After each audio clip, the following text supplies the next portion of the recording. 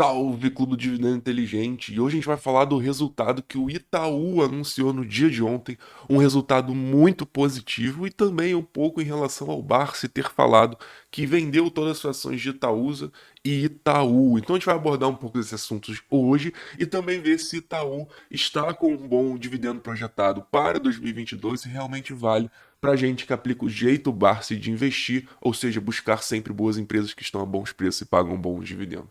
Mas antes, já peço a sua inscrição aqui no canal, deixa seu like e também entra no nosso grupo Telegram, o link está aqui na descrição. Mandamos lá todos os alertas de vídeo, além de muitas novidades.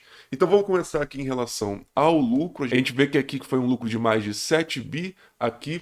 E em relação pro terceiro trimestre de 2021, a gente nota que teve um acréscimo aqui de 5%, mais de 5%, né? Na verdade, 5,6%. E o mercado não tem jeito. Quando ele supera as expectativas, quando o resultado vem acima do esperado pelo mercado, o que acontece é que as ações disparam. E hoje o que a gente fez foi exatamente isso. No momento que eu estou gravando esse vídeo, Itaú realmente subindo mais de 5, 6%, eu acho, se eu não me engano. Então realmente as ações dispararam e basicamente porque o lucro veio acima do esperado e as pessoas tendem muito a fazer essa comparação aqui, né, do quarto trimestre com o terceiro trimestre.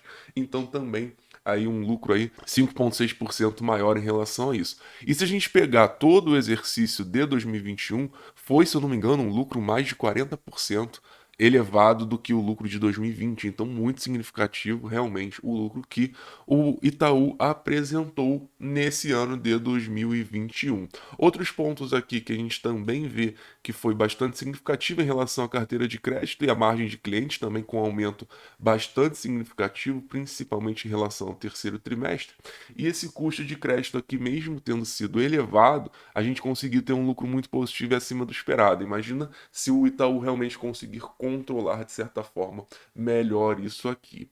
Outra coisa que eu notei foi em relação às despesas, então não recorrentes de juros, que também tiveram um acréscimo, assim como o Bradesco teve, a maioria dos bancos. Porém, de certa forma, o mercado enxergou isso como controlado. Então, realmente, por isso essa precificação positiva no dia de hoje. E eu vejo isso como muito curioso, né? O Bradesco ele apresentou um lucro, o maior lucro da sua história, e o mercado puniu as ações em 7% somente por ter sido abaixo do esperado e também em relação às despesas do Bradesco um pouco acima do esperado.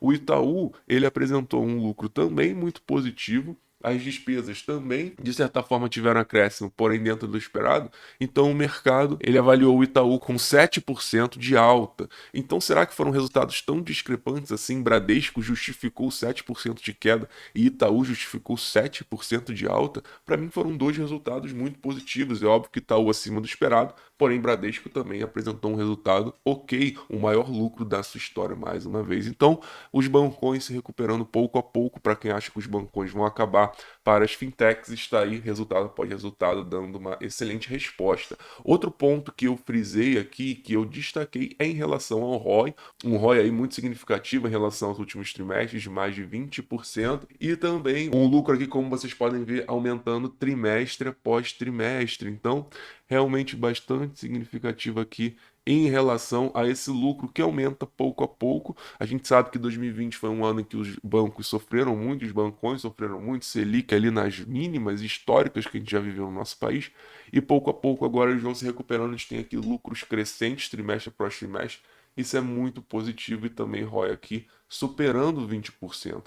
Outra coisa que eu destaquei foi justamente em relação ao aumento dos colaboradores em relação ao banco no geral. Vocês notam aqui que está chegando a 100 mil colaboradores e em dezembro de 2020 a gente tinha aqui 96, então aumentando, mesmo em um período, né, de digitalização, mesmo em um período que a maioria dos bancos está fechando muitas agências, os bancos fechando muitas agências, para tentar dar uma controlada e também porque a grande verdade é que agora o mundo está digital, né? A gente não precisa de tantas agências como antes que não existia o digital. Mas mesmo com esse aumento significativo, o que a gente viu foi que as despesas, de certa forma, elas estão controladas. E ele frisa aqui que aumentaram a quantidade de assessores de investimento. Achei isso aqui bastante interessante também, porque é uma estratégia, né, muito usada pelas corretoras, XP, que até faz parte do Itaú, né? O Itaú tem uma parcela relevante das ações da XP, mas de certa forma também aumentou a assessoria de investimento para o banco. Então por isso levou o quadro de colaboradores a aumentar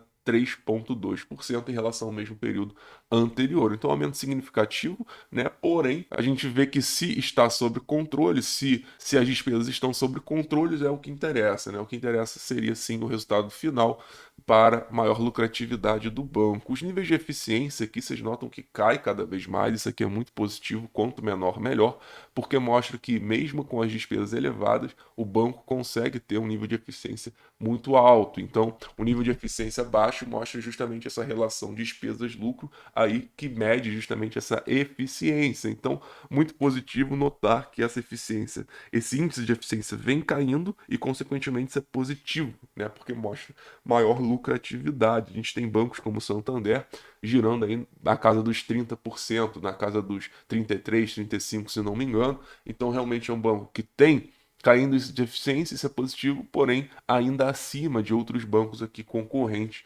aqui no Brasil, mas não deixa de ser positivo aí esse índice de eficiência caindo trimestre após trimestre. Começamos mais uma vez o ano de 2021 quase com 50 aqui e agora já estamos em 43.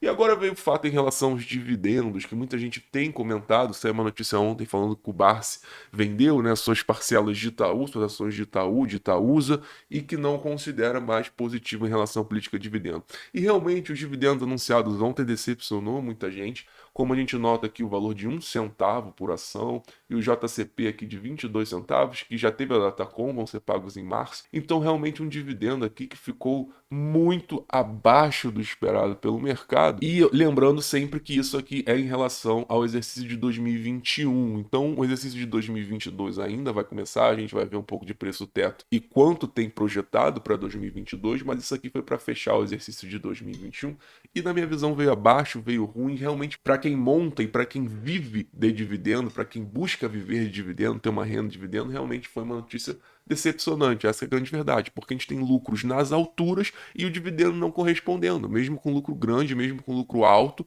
o dividendo não acompanha, então payout baixo, então realmente isso tem decepcionado muitos acionistas e de certa forma pode ter sido um dos motivos pelos quais o Barsi optou então por sair, porque também a gente tem, né, outros bancos mais interessantes. A gente sabe que o Barsi declaradamente prefere Santander e Banco do Brasil, que também deve anunciar um resultado muito bom. O Banco do Brasil, realmente as cotações subindo hoje, realmente o Banco do Brasil, na minha visão também, vem aí surpreender muita gente e tá no radar do Barsi muito pelo fato, muito por isso aqui na minha visão, muito pelo Itaú ter decepcionado já desde 2020, óbvio que todos os bancos sofreram em 2020, mas a gente já viu uma recuperação em relação ao dividendo dos outros bancos e do Itaú não. Então isso aqui realmente tem decepcionado muita gente que gosta de dividendo, que monta uma carteira de dividendos. Se a gente olhar aqui o histórico de lucro, a gente vê aqui lucro nas alturas, vai subir ainda mais aqui quando atualizar, e olha os proventos onde estão, proventos muito baixos. Então, realmente, para quem monta uma carteira de dividendos, existem opções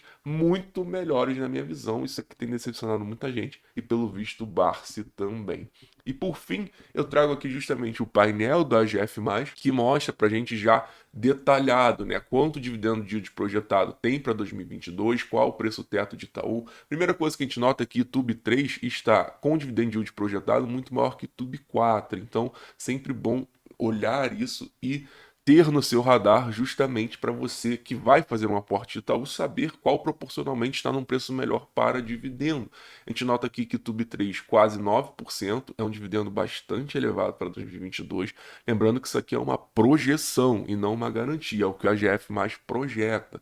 E YouTube 4 na casa dos 7,69, então uma diferença bastante grande. E devido a isso, então, a gente teria um preço teto de R$ 34,45. Então, R$ 34,45 é o limite, é o maior preço de Itaú que você pode comprar YouTube 3 para ter um dividendo yield projetado de 6%, que é o mínimo aqui no critério do AGF+, em relação ao jeito Barsi de investir para você estar priorizando, para você estar aportando. Então, de certa forma, essa projeção do AGF+, é uma projeção, na minha visão, bastante otimista, até projetar um dividend yield de 9%, que seria Itaú bom pagador de dividendo.